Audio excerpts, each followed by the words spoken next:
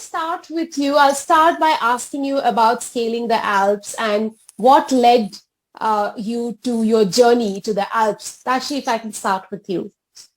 Sure. Well, that was a good start. Actually, we did three mountains in Switzerland, but two of them were 14,000ers and one of them was 12,000 feet. Well, this was an initiative by My Switzerland Tourism in India, and obviously as a part of the Switzerland tourism, we were invited for this 100% Women Peak Challenge. You look at the climbing world, it's still a male preserve, and so to break that stereotype, to break that lens of like people imagining it to be only men's forte. This was a good initiative by the Switzerland Tourism to allow us to show that women can climb mountains. When I saw your footage, I saw the two of you, and there were three other women who were tagged along with you in that long string that you had attached yourself with. Who were the other three, and how did you guys meet and decide to do the expedition together? Well, Rika, first of all, thank you for having us. So when Tash and I went to the base in Zermatt, we had three other women with us. Two of them, one of course was not very experienced mountaineer or climber, a novice you can say pretty much. And one of them was representing India Hikes in Switzerland. So she was a part of the expedition as well. We had our guide, who is Caroline, who understands the Swiss Alps wonderfully. And she was a main part of the expedition. So what you saw on the image was like all of the climbers roped in, which is very necessary considering there could be crevasses and avalanche danger. So it means that, we've got each other's back. And if something happens to one of us, then we all face the repercussion of that episode. So it was quite fascinating because Swiss Alps are particularly different than the Himalayas in the sense that they don't pose, I guess, elevation challenge, like acclimatization challenge. They are a little technical. Which means that the skills you need to climb that needs to be really well and profound. Nunshi, I'll have to ask you about one of the pictures there from your expedition. It felt like there was a storm that was following you. I think this could be the footage from Alalihon, the second peak that we did.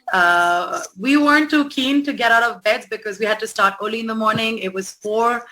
It was cold. And as we, entered the cable car, to go to the base, I remember just like looking outside the window and thinking, oh my God, do we really have to do this? It seemed like it was going to rain all day and we were going to encounter some terrible weather. And as it turns out, when we started our climb, it was almost like the storm was following us. If you saw in the image in the backdrop, there's like these clouds just coming over and trying to engulf all of us in. But as we started ascending and got to a point where we were slightly further away from the base, we realized that the weather was starting to clear out. The sun was coming out, the weather was beginning to open up, and it called for an awesome view from the place that we started our expedition. It was a good start. How was the view from the summit? Oh, Tash, how was the view? Do you remember? Oh, I can tell you. I think why I love climbing mountains is primarily because of the view. It's so beautiful. And the Swiss Alps, oh my gosh, so charming. You have this one gigantic mountain called Mount Matterhorn.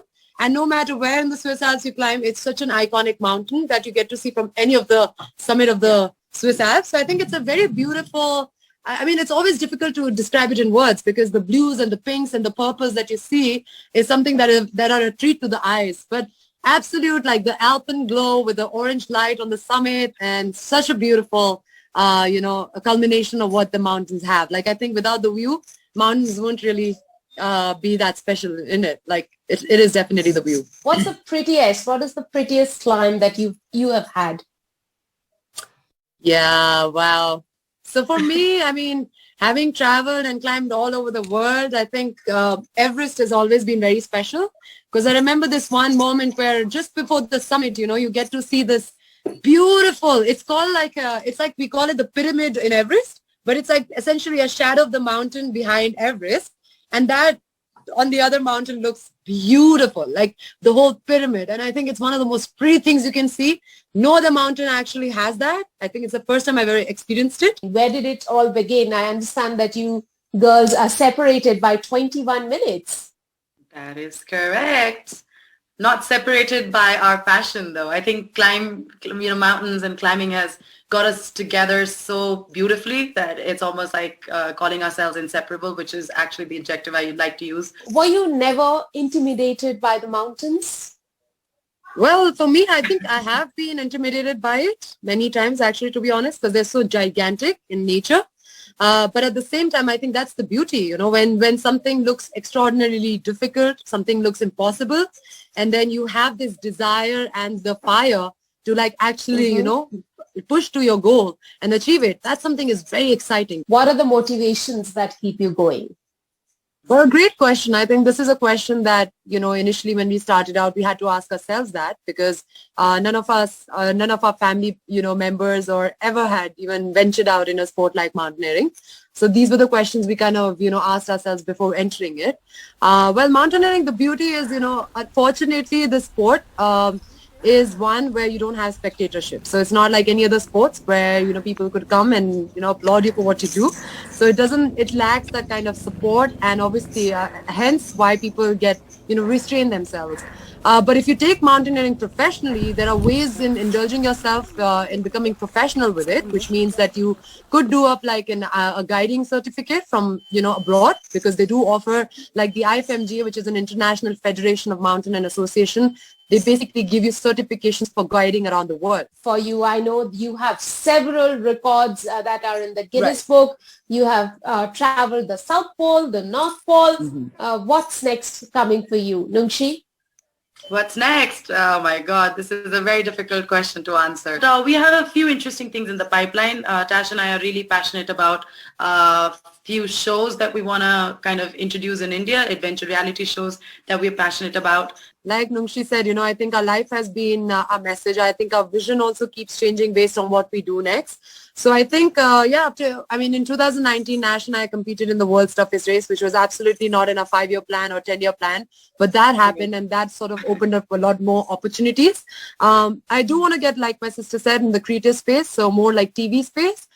Because I feel like still, I mean, when you look at international, platforms, whether it's Discovery or Nat Geo or any of these big, shows, there's still, we lack like a kind of women mentorship in any of these shows, like whether it's hosting a reality show or hosting an adventure show like Nas said. So I think really bringing women in limelight. Well, Tashi and Nungshi, thank you very, very much for joining me on this interview. It was splendid talking to you, and I wish you get to climb many more peaks, and quite literally. Thank you. Thank you again.